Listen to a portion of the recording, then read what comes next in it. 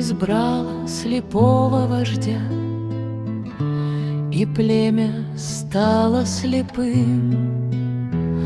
В поле посевы ждали дождя, а получили дым. На пастбище стадо искало травы, а получила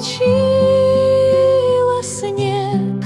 Даже законы природы мертвы, если хозяин слеп. Конечно, дурного нельзя сказать о тех, кто действительно слеп.